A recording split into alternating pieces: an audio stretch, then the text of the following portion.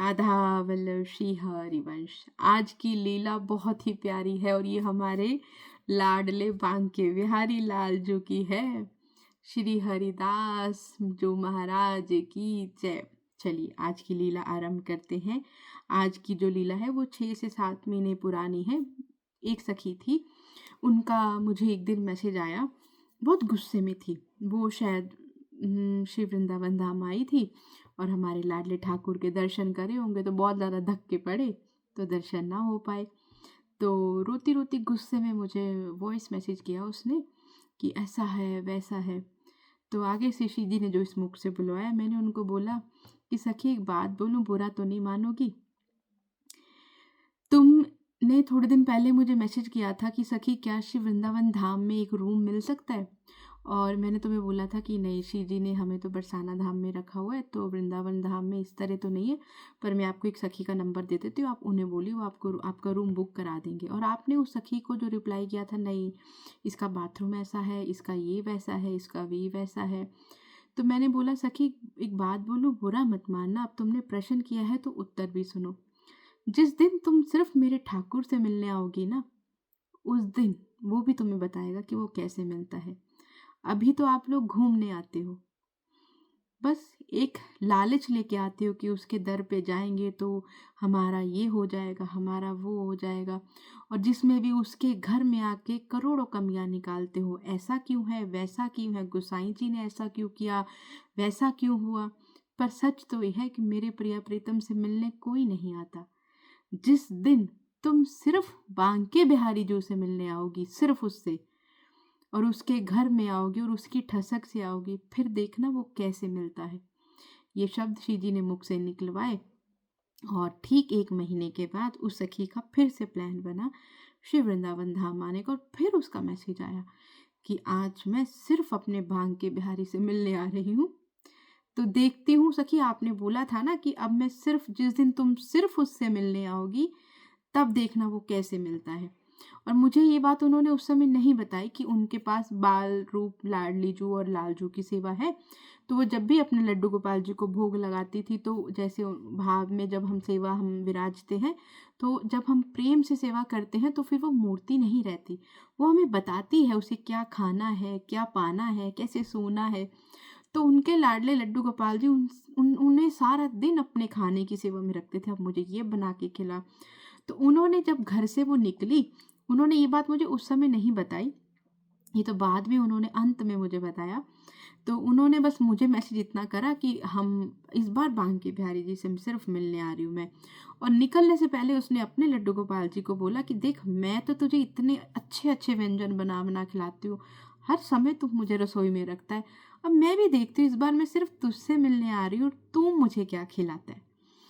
तो ऐसा हुआ, तो चलो उनके साथ उनकी शरीर की एक बहन भी थी और साथ में बच्चे थे, और वो लोग श्री वृंदावन धाम आ गए। और जैसे ही बांके बिहारी जी के पास पहुँचे और दहलीज पे पहला कदम रखा और पट बंद हो गए, तो बहुत रोने लग गई, परेशान हो गई। उसी समय मुझे मैसेज किया कि आपने तो कहा था कि इस बार अगर सिर्फ मेरे बांके बिहारी से मिलने आओगी तो देखना कैसे मिलते। तो इस बार तो उन्होंने अपनी दहलीज भी अंदर नहीं आने दी, सीधा ही पट बंद हो गई, क्योंकि वो 11:30 पौने 12 के बाद शायद आसपास पहुंची, और उस समय विश्राम का समय होता है ठाकुर जी के, राजभोग के बाद, आरती के बाद पट बंद हो जाते हैं। तो मैंने बोला कि देखो, अगर तुम मुझसे मिलने आई हो, ये तो मुझे नहीं पता कि वो क्या लीला करेगा, पर अगर सच में उससे मिलने आई हो, कोई खोट नहीं है, तो वो ज़रूर मिलेगा। और तो वो दोनों बहनें वहीं बैठ गई ठाकुर जी के, बांके बिहारी जी की जो इधर फ्रंट वाला गेट है उसकी दहलीज पे।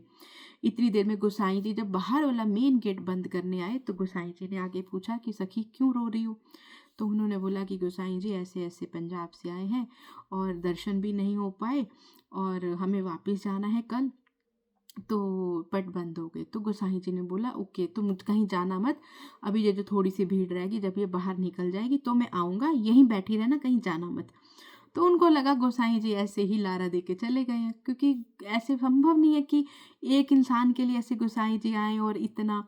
पर हाँ, ठाकुर जी के लिए सब संभल है, क्योंकि वहाँ कोई जो गोसाई जी उनकी सेवा में होते हैं ना, वो कोई इंसान नहीं होते, वो साक्षात मेरी प्रिया प्रीतम की कठपुतलियाँ होती हैं, उनकी निज महल की सहचरियाँ होती हैं। आपको जो भी वो बोल रही हैं आपके कर्मों के हिसाब से बोलती हैं, जो प्रिया प्रीतम उन्हें आज्ञा करते हैं वही वो आपके साथ बिहेव करती हैं। चलिए लीला पे आते हैं। तो इतनी देर में वो दोनों वहीं बैठी रही और थोड़ी देर में गोसाई जी पीछे से एक दरवाज़ा है, उस दरवाजे से आए और उनको उसी दरवाजे से अंदर ले गए और सीधा बांके बिहारी जी के अंदर महल में, बाहर दहलीज पे, पूरा वहाँ अंदर जहाँ पे हम सोच भी नहीं सकते जाने का। और वहाँ ठाकुर जी को राजभोग लगा था और बहुत 56 भोग का थाल भरा हुआ था, बड़ा थाल था। उस सखी ने बताया कि उसके अंदर कटोरियाँ थी और 56 भोग था। और कहते हमने जाके माथा टेका, जो वो अपने बांके बिहारी जी के लिए चूड़ा लेके गई थी, हाँ जो भी कुछ वो अपने उन्होंने गोसाई जी को दिया, गोसाई जी ने उनके सामने ठाकुर जी को धारण कराया और अश्रु बहते जा रहे हैं। वो सखी कहती बहते जा रहे हैं और कहती इतनी देर में गोसाई जी ने वो थाल उठाया और पूरा का पूरा हमें थमा दिया कि ये आज का 56 भोग है, ये अभी ठाकुर जी ने राजभोग पाया, तो ये सब तुम लोग ले जाओ।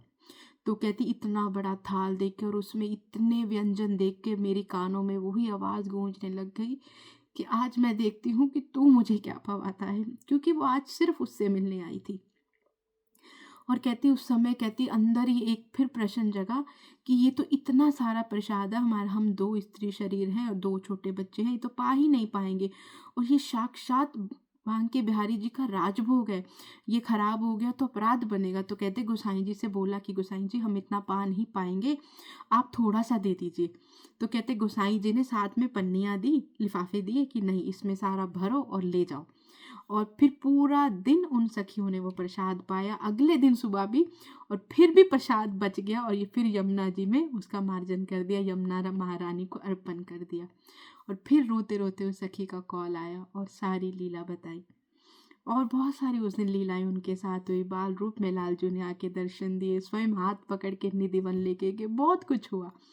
और मतलब बस इन सब लीलाओं से एक ही चीज़ समझने की है कि जिस दिन हम सिर्फ उससे मिलने की चाह रखेंगे ना, वो एक क्षण भी हमसे दूर नहीं रह सकता। हमारी प्रिया प्रीतम अनंत अखंड कृपा हर पल हम पर बरसा रही हैं, पर हम वो छाता ही नहीं हटाते कि वो प्रेम वो कृपा हम पर बरस जाए। राधा वल्लभ लाल की जय, बांके बिहारी लाल जू की जय, हमारे राधा रमन लाल जू की जय, मेरे लाडले प्यारे मेरे राधा वल्लभ लाल जू की जय। ये लीला से एक ही चीज़ सीखनी है कि जब भी श्री धाम हम आए, धाम के प्रति कोई मानसिक जब प्रकट में अपराध ना बने। धाम में जब हम प्रवेश होते हैं तो इतने निज हो जाएं, इतने निज हो जाएं कि गलती से भी कोई अपराध ना बने और स्वामी जो की शरण में होके आए, क्योंकि धाम में किया हुआ एक छोटा सा अपराध कभी माफ़ नहीं होता, और धाम में किया हुआ एक माला का भी जप 1000 गुना का फल देता है। धाम में जब भी आप आए उस समय दुनिया को भुलाकर, फ़ोन को भुला के, वीडियोज़ को भुला के नाम जप करिए, ताकि घर में अगर आप एक माला कर रहे हैं तो एक माला का फल मिलेगा, पर धाम में अगर आप एक माला कर रहे हैं तो 100 माला का फल मिलता है।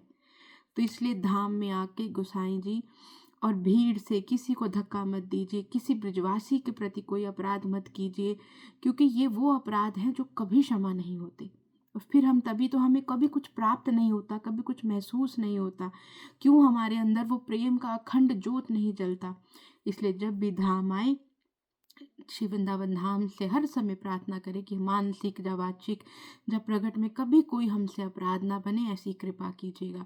और अपने प्रिया प्रीतम से मिलने आया कीजिए, उनसे मिलकर उन्हीं से आज्ञा लेके वापिस जाया कीजिए। राधा वल्लभ श्री हरिवंश।